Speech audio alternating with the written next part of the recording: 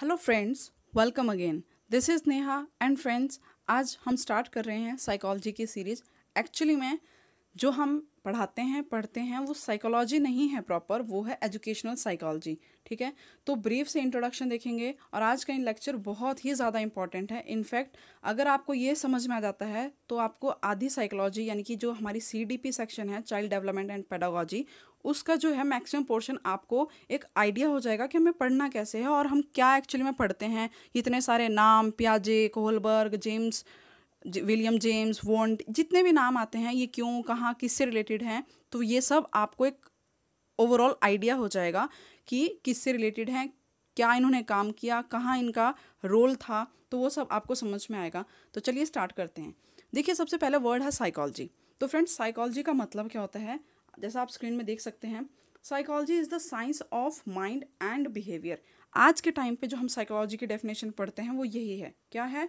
It is a science, यानी कि एक विज्ञान है। कैसा? जो कि रिलेट करता है हमारे माइंड एंड हमारे बिहेवियर से रिलेटेड है। भाई, हमारे माइंड में क्या चल रहा है, हमारा बिहेव कैसा है, हाउ वी बिहेव। ठीक है, psychology includes the study of conscious and unconscious phenomena as well as feeling and thoughts. तो ध्यान से देखिए कैसे फिनोमिना को इंक्लूड करता है ये, कॉन्शियस एंड अनकॉन्शियस फिनोमिनाज को। ठीक है, और हमारे फीलिंग्स, थॉट, इन सभी के बारे में जो बताता है वो क्या है, साइकोलॉजी के थ्रू हम ये सब चीज़ें स्टडी करते हैं। हालांकि फ्रेंड्स देखो, आप किसी के दिमाग को नहीं पढ़ सकते, लेकिन साइकोलॉजी क्या है, हमें एक ऐसा तरीका दे देती है, ऐसा एक मेथड है जिसके थ्रू हम आइडिया लगा सकते हैं कि भाई सामने वाले के दिमाग में या क्या उसके साथ प्रॉब्लम्स है। देखा होगा आपने, हम साइकेट्रिस्ट के पास जाते हैं तो वो क्या करते हैं, वो हमारे माइंड के अंदर नहीं जा रहे हैं, लेकिन वो क्या कर रहे हैं, एक आइडिया लगाते हैं हमारी सिचुएशन से, हमारे बिहेव से, हमारे थॉट से, उन सब से एक आइडिया उनको पता चलता है, या वो एनालाइज करते हैं कि क्या, किस तरह के प्रॉब्लम हम फेस कर रहे हैं। तो उसी तरह से साइकोलॉजिस्ट हैं, ये इनकी स्टडी, साइकोलॉजी जो स्टडी करता है वो क्या है, साइकोलॉजिस्ट कहलाता है। ठीक है, अब देखते हैं आगे। अब देखिए फ्रेंड्स, बात आती है कि साइकोलॉजी शब्द का प्रयोग यानी कि इस वर्ड का यूज़ सबसे पहले किसने किया था। ठीक है, हम अभी मीनिंग भी देखेंगे इसका, जो हम साइके प्लस लोगोस पढ़ते हैं ना, वो भी अभी बताएंगे। पर पहले देखिए, साइकोलॉजी वर्ड का यूज़ सबसे पहले किसने किया था। The first use of psychology term, देखिए, the term psychology was first use by Rudolf Gockel, is often attributed to the German psychologist. कहाँ के थे ये? जर्मनी के रहने वाले थे। रुडोल्फ गॉकल जर्मन साइकोलॉजिस्ट थे। ठीक है, फिलोसफर थे ये। ठीक है, रुडोल्फ गॉकल।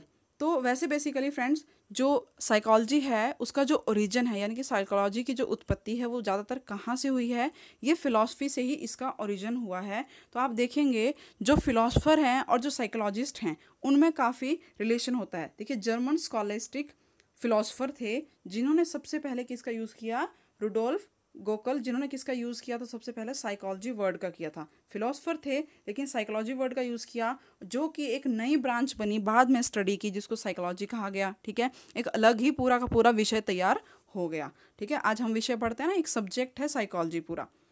नेक्स्ट देखिए अब देखिए फ्रेंड, नेक्स्ट क्वेश्चन है, what is pedagogy and psychology. दोनों वर्ड हमारे यूज़ में आते हैं डेली। हम लोग ये जब भी कोई टीचिंग एग्जाम जाता है उसमें ये क्वेश्चन आता है, पेडागोजी एंड साइकोलॉजी। तो दोनों में डिफरेंस क्या है? देखिए फ्रेंड्स, पेडागोजी क्या है? It is the art of teaching, that is the method and practice of teaching specially as an academic subject और थियोरेटिकल कंसेप्ट। तो ये क्या है? It is a art that how we teach. ठीक है, किस तरह से हम टीचिंग करते हैं वो पेडागोजी है। समझ रहे हैं आप? वो क्या होती है? पेडागोजी है। तो जो टीचिंग प्रैक्टिस है हमारी वो सारी क्या है? पेडागोजी से रिलेटेड है। जबकि साइकोलॉजी क्या है, हमने अभी समझा, it is more of science subject. अभी देखा था ना, what is psychology? It is the science of mind and behaviour. So psychology is basically a subject of science, यानी कि साइंस का ही एक सब्जेक्ट है, और social science as many people claim. अभी हम देखेंगे, अभी मैं आपको नेक्स्ट आगे बताऊंगी, आप बस सुनते जाइए। ये वीडियो आपके सुनने के लिए और आपको बेनिफिट ज़रूर होगा। ठीक है, तो देखिए, सब्जेक्ट ऑफ साइंस है, कोई इसको सोशल साइंस कहता है। अभी अब आगे और बताऊंगी मैं इसमें क्या क्या है। It is the scientific study of mind and behaviour, यह हमने अभी देख लिया। Psychology is multifaceted discipline include many सब फील्ड्स। साइकोलॉजी की बहुत सारी सब फील्ड्स भी हैं। ठीक है, तो ये हो गया difference friends, psychology and pedagogy के बीच। अब देखते हैं नेक्स्ट। अब देखिए फ्रेंड्स, साइकोलॉजी वर्ड बना किससे हैं, ठीक है। ये फ्रेंड्स मैं डिफरेंट डिफरेंट जगह से नोट्स कलेक्ट करके आपको इन्फॉर्मेशन दे रही हूँ। ये जो है इस टाइम पे यहाँ से देखिए ये एनसीईआरटी से लिया गया है, ठीक है। This is from NCERT. So देखिए फर्स्ट क्या है, what is the term psychology is derived from 2 Greek words. 2 Greek शब्दों से मिलके बना है साइकोलॉजी। फर्स्ट इज साइके, जिसका मतलब होता है soul, and logos meaning science और स्टडी ऑफ ए सब्जेक्ट। तो देखिए दोनों को मिला के क्या बन गया, स्टडी ऑफ सोल। तो जैसा मैंने बताया आज हम डेफिनेशन क्या पढ़ रहे हैं, study of mind and behaviour.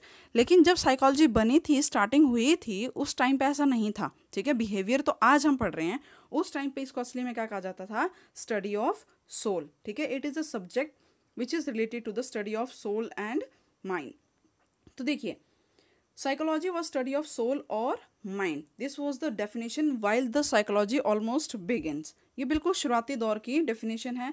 With the time, as जैसे जैसे टाइम पास होता गया, इतने साल बीतते गए, आगे आगे हम बढ़ते गए, तो इसमें बहुत सारे चेंजेस आते गए, आप यहाँ से पढ़ सकते हैं। But since then it has moved away considerably, बहुत इसने ट्रेवल किया है इतने सालों में। The focus established it as a scientific discipline. Now it becomes a scientific discipline which deals with the process underlying the human experiences. इसलिए ये क्या है, अब एक प्रॉपर साइंस की तरह सब्जेक्ट है जिसमें हम क्या करते हैं, ह्यूमन एक्सपीरियंसेस एंड उनके बिहेवियर की स्टडी करते हैं, ठीक है।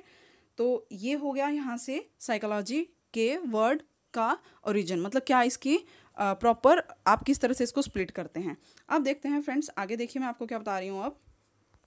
अब देखिए नेक्स्ट है हमारे पास ब्रांचेस ऑफ साइकोलॉजी, ठीक है। साइकोलॉजी की क्या क्या ब्रांचेस आज हमारे पास हम स्टडी करते हैं या कौन कौन सी ब्रांचेस हैं। तो देखिए various field of specialisation in psychology have emerged over the years. Some of these are discussed in this section. Here first one is cognitive psychology. देखिए फर्स्ट क्या है, कॉग्निटिव साइकोलॉजी। फ्रेंड्स यहाँ हम सिर्फ नाम डिस्कस करेंगे क्योंकि ये हमारे सब्जेक्ट का पार्ट नहीं है, लेकिन इतनी इन्फॉर्मेशन होनी चाहिए कि साइकोलॉजी के क्या क्या ब्रांचेज हैं, ठीक है। अब देखिए कॉग्निटिव साइकोलॉजी हो गया।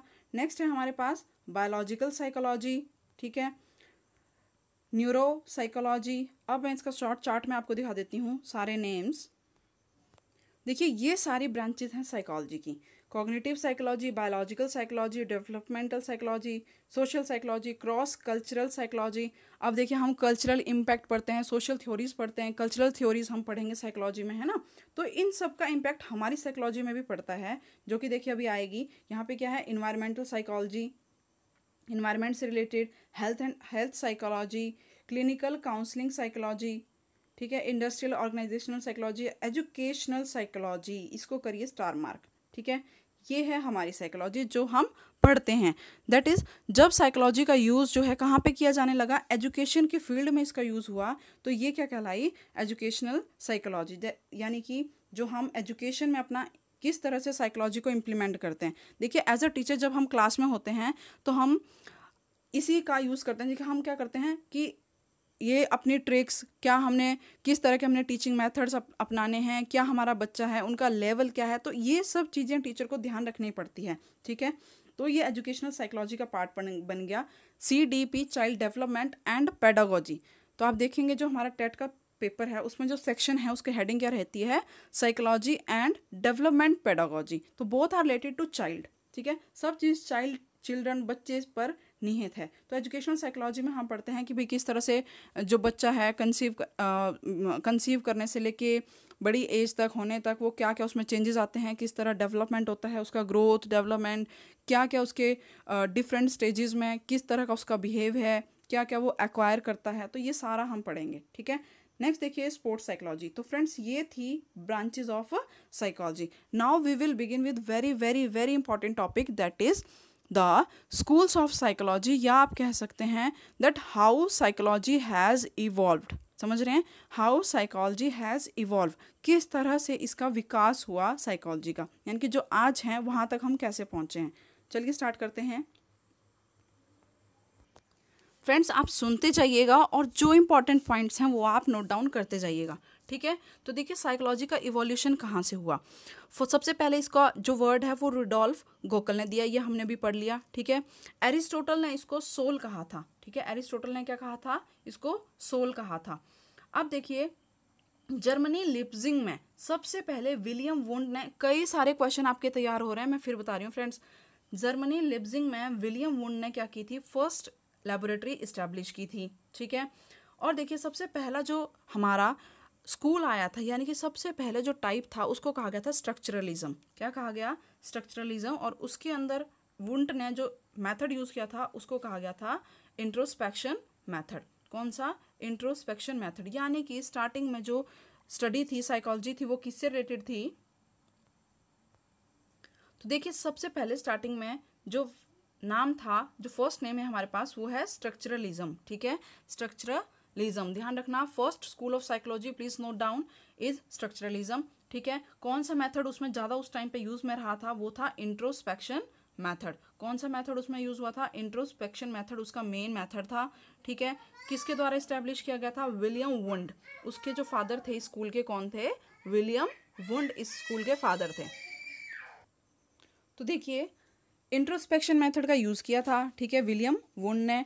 इनको फादर कहा जाता है स्ट्रक्चरलिज्म का। और क्या किया था इन्होंने, फर्स्ट लेबोरेटरी इस्टेब्लिश की थी, ठीक है। ये आपने ध्यान रखना है, इंट्रोस्पेक्शन मेथड, फर्स्ट लेबोरेटरी का क्रेडिट किसको जाता है, विलियम वुंड को, ठीक है। इनको फादर भी कहा जाता है एक्सपेरिमेंटल साइकोलॉजी का, ठीक है, क्योंकि उन्होंने साइंटिफिक बना दिया था इसको, तो इनको क्या कहा जाता है, फादर ऑफ एक्सपेरिमेंटल साइकोलॉजी, किसको, विलियम वुंड को, ठीक है फ्रेंड्स।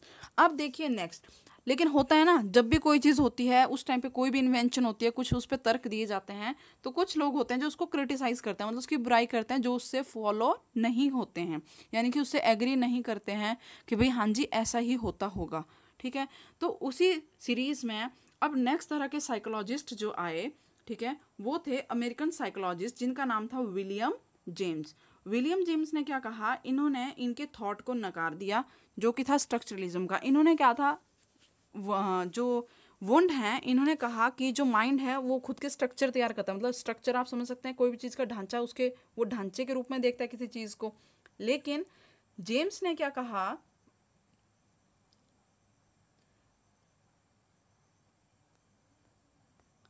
इन्होंने फंक्शनलिस्ट अप्रोच फॉलो की स्टडी ऑफ माइंड के लिए, ठीक है, functionalist approach to study the human mind, ठीक है फ्रेंड्स। कौन थे वो, विलियम जेम्स, यानी कि विलियम जेम्स किससे रिलेटेड हो गए, फंक्शनलिस्ट से, ठीक है, फंक्शनलिस्ट थे ये विलियम जेम्स।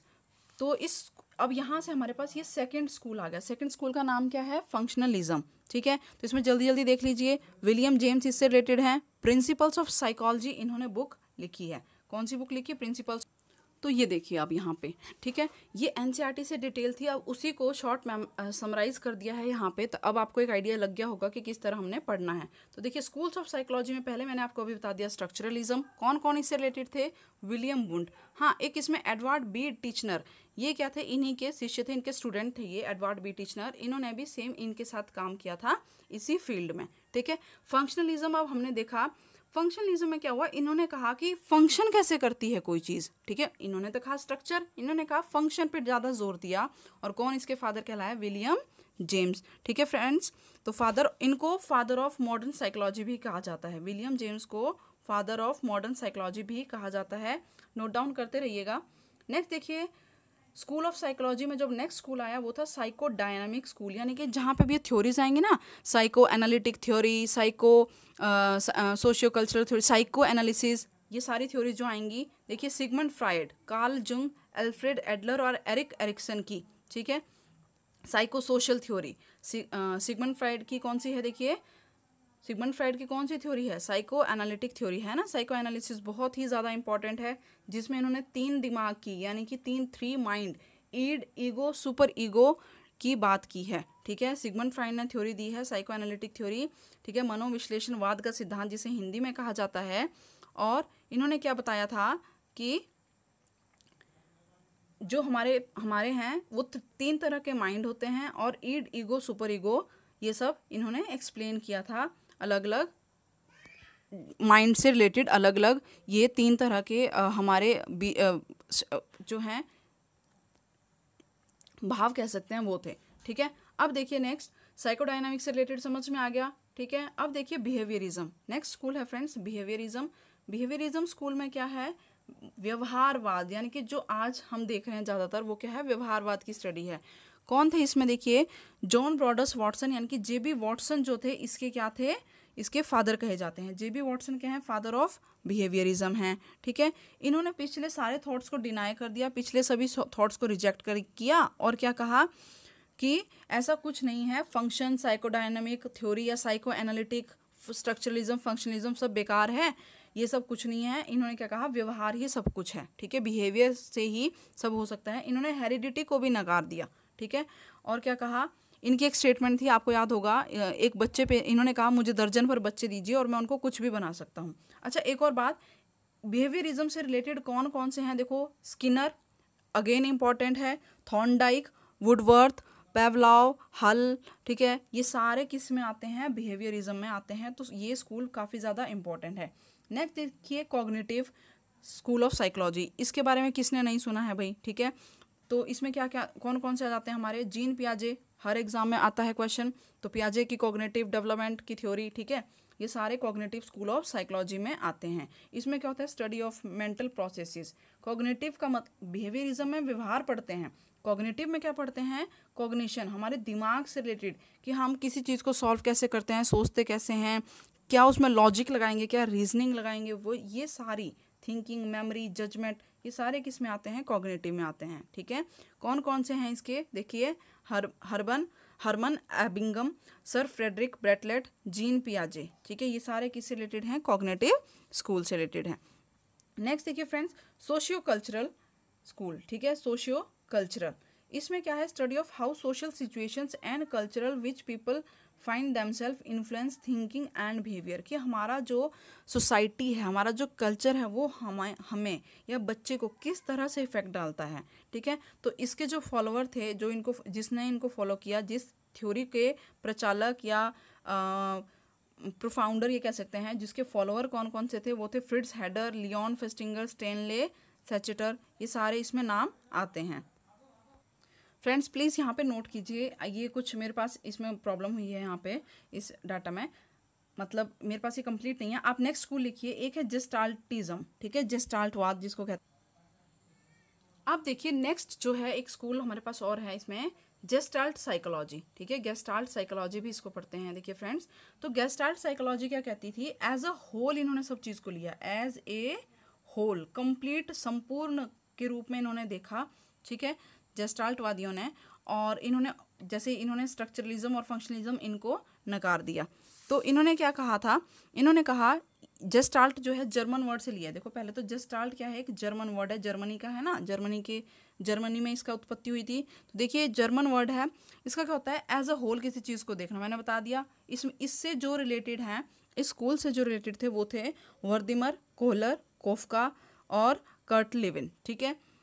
इस थ्योरी को इनके जो स्कूल है, इस स्कूल में एक थ्योरी आती है जिसको कहते हैं इंसाइटफुल लर्निंग कहते हैं, ठीक है, जेस्टाल्टिज्म, इंसाइटफुल लर्निंग। कौन कौन रिलेटेड है, वर्दिमर, कोहलर, कोफका, कर्ट लेविन। एक एक्सपेरिमेंट इसमें रिलेटेड है जो कि है चिंपैंजी से रिलेटेड, ठीक है।